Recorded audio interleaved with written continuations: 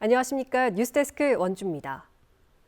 정부가 의대생들의 복귀를 조건으로 내년 의대 정원을 원래 수준으로 되돌리겠다고 밝혔는데요. 증원의 대부분을 비수도권에 할당하고 지역 인재 비율을 확대함으로써 지역의 의사를 정착시키겠다는 계획도 차질을 빚게 됐습니다. 유주성 기자가 취재했습니다. 정부가 의대생들의 복귀를 전제로 2026학년도 의대 정원을 의료개혁안 시행 이전인 2024학년도 수준으로 되돌리겠다고 밝혔습니다. 정부는 3월 말 학생들의 전원 복귀를 전제로 2026학년도 모집 인원에 대해 어청협 건의에 따른 총장님들의 자율적인 의사를 존중하고자 합니다. 정부는 지난해 3월 3,000명이던 의대 정원을 2,000명 증원해 5,000명으로 늘렸는데 다시 3,000명만 선발할 가능성이 높아진 겁니다. 이번 결정으로 가장 큰 타격을 받을 곳은 지역 의료계입니다. 당초 정부는 의료개혁의 주된 명분으로 지역 의료 살리기를 내세웠고 이런 기조에 맞춰 의대 증원분의 82%를 비수도권에, 18%는 경인권에 배치했습니다. 또 비수도권 의대의 지역인재 비율을 60%까지 높여 지역인재 규모를 전년보다 800여 명 늘리기도 했습니다. 강원권에서도 이런 영향을 받아 지역인재 전형에서 기존보다 84명 많은 147명을 모집할 수 있었습니다. 정부가 이렇게 의대 증원의 상당 부분을 비수도권과 지역인재에 할당한 건 출신 지역, 의대 졸업 지역, 전문의 수련 지역에 따라 지역에 근무할 가능성이 최대 12배 높아진다는 의사협회의 연구 결과 때문인데 정원이 줄어들면 그만큼 의사들의 지역 정착 효과도 줄어들 수밖에 없습니다. 지역의료계는 지역의사제 등 더 적극적인 정책을 논의해야 하는 시점에 오히려 정책이 후퇴하는 건 아닌지 우려하고 있습니다. 특히 지역 인재 전형에 있어서는 일정 기간 지역에 근무할 수 있도록 의무화시키고 그것이 그 지역에서 필요한 특히 대부분의 필수 진료과 정부의 의료개혁 핵심인 의대 증원과 지역의료 살리기가 수포로 돌아갈 위기에 처하면서 지역의 상실감이 커지고 있습니다. MBC 뉴스 유주성입니다. 원주 택시업계가 택시조합이 사용하는 온다콜과 카카오 택시 간의 갈등에 휩싸였습니다. 카카오 유료 서비스를 이용하는 택시 기사들은 온다콜을 이용할 수 없는데요. 기사들은 영업 권리 침해라고 반발하고 있고 조합 측은 대기업으로부터 지역 업계를 지키기 위한 수단이라고 맞서고 있습니다. 이병선 기자입니다. 원주 브랜드콜 택시는 경쟁력 확보를 위해 지난 2023년 11월 티머니 온다 택시로 전환됐습니다. 전화 호출은 그대로 유지하고 시내 고속버스 통합 예매 앱인 티머니 고를 이용한 겁니다. 그런데 온다 택시를 이용할 경우 카카오 택시의 유료 서비스에 가입할 수 없다는 조합 정관에 따라 두 서비스를 모두 이용하던 기사들이 제명됐습니다.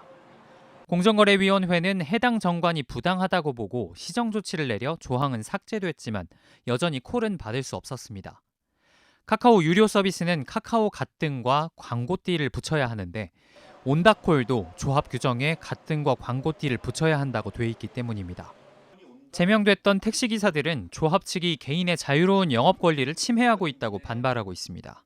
카카오 가맹 택시에 대해서는 지역콜을 아예 못 쓰게 막으려고 차단하고 있다고 꼼수를 쓰고 있는 거죠. 반면 조합 입장은 상반됩니다. 카카오 가맹 기사들이 무리한 요구를 한다는 겁니다. 대기업인 카카오가 요구하는 가맹비와 수수료, 불합리한 제재에는 아무 말도 하지 않으면서 조합이 요구한 가장 최소한의 의무인 갓등이나 광고띠마저 거부하고 있다고 비판했습니다. 또 원주 전체 하루콜 중에 많게는 70% 이상 카카오 택시에서 가져간다며 업계를 지켜야 하는 상황이라고 밝혔습니다. 카카오 회원분들이 200대가 그냥 15,000콜이든지 2만 콜이든지 열심히 수행하면 되는 것이지 우리 1,900명이 하루에 4,000콜에서 6,000콜을 나눠 먹으면서 영업을 하고 있는데 영업의 자율권을 보장해야 한다는 쪽과 지역 업계를 대기업으로부터 지켜야 한다는 입장이 첨예하게 엇갈리면서 감정적인 대립으로까지 번지고 있습니다. MBC 뉴스 이병선입니다. 심규원 동해시장이 뇌물수수 혐의로 구속돼 재판에 넘겨진 지 2달이 지났습니다. 구치소에 수감된 심 시장은 아직 어떠한 입장도 내놓지 않고 있는데요. 시장의 사과 촉구와 비리 혐의를 감시하지 못한 시의회 차원의 자성의 목소리 발표를 놓고 여야가 대립하고 있습니다. 이준호 기자입니다. 동해시의회 더불어민주당 소속 의원들은 심규현 동해시장의 사과 등을 결의하는 안건을 오는 14일 시의회 임시회에 상정할 계획입니다.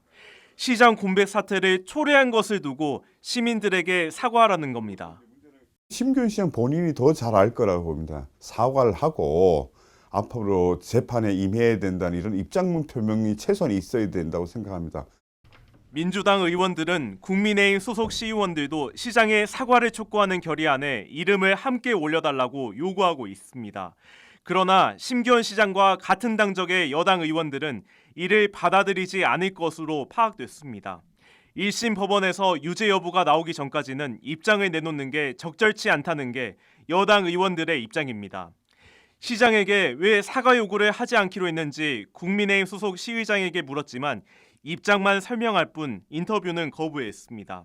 게다가 국민의힘 강원도당도 비슷한 방침으로 심 시장의 당적 유지를 결정했습니다. 여야 입장이 엇갈리며 시의회 임시회는 파행이 우려됩니다.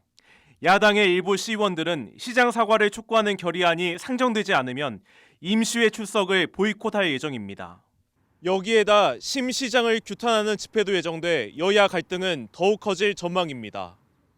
더불어민주당의 동해 지역 당원들은 오늘 13일 동해시청 앞에서 관련 집회를 열 계획입니다. 이후에는 청곡동 로터리와 이도 사거리 등 곳곳에서 피켓 시위를 이어갈 예정입니다. MBC 뉴스 이준호입니다. 요즘은 각종 생필품은 물론 음식과 식재료도 인터넷으로 주문하는 분들 많은데요. 그런데 배달 음식의 원산지를 속여 파는 행위가 빈번하게 발생하고 있습니다.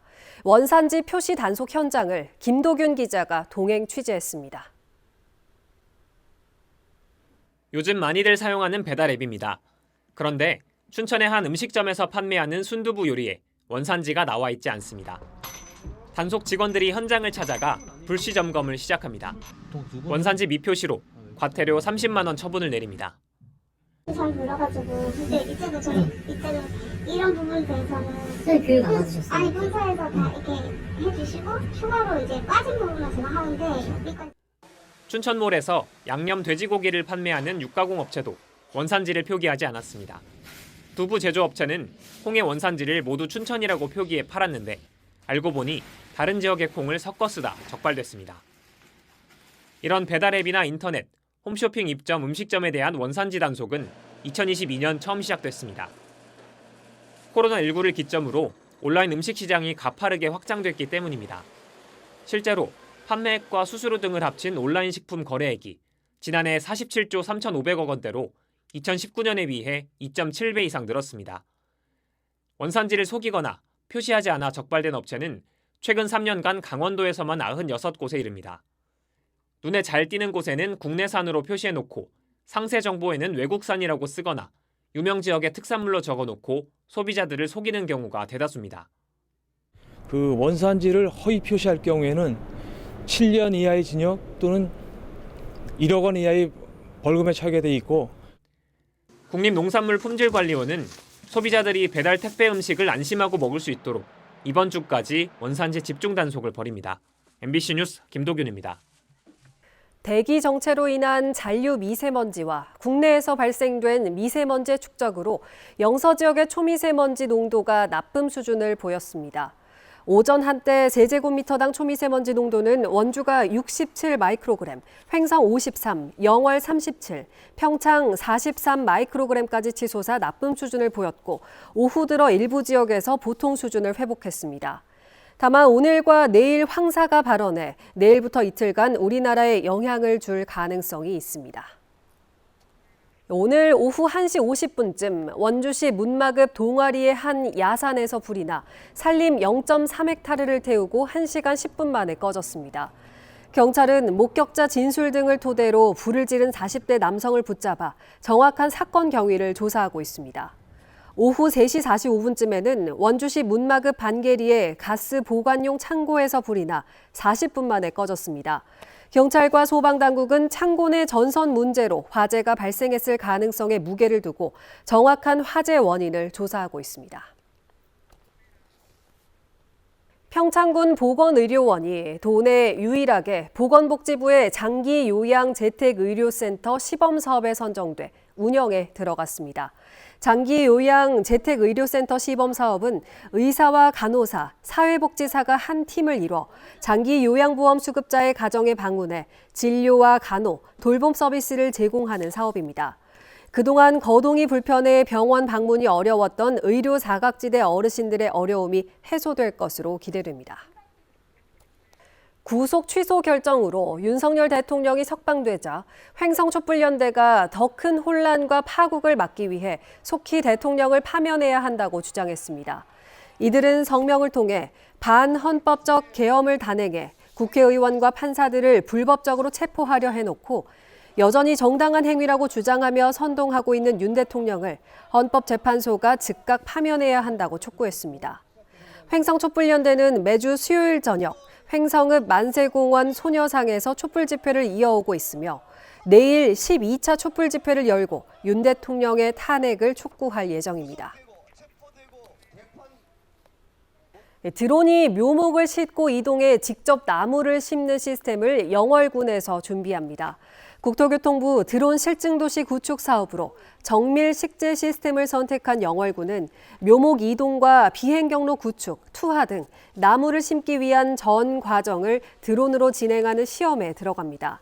오늘 국토부 협약과 착수 보고회를 마치고 컨소시엄 업체와의 협의를 거쳐 빠르면 이달 중에 시작합니다.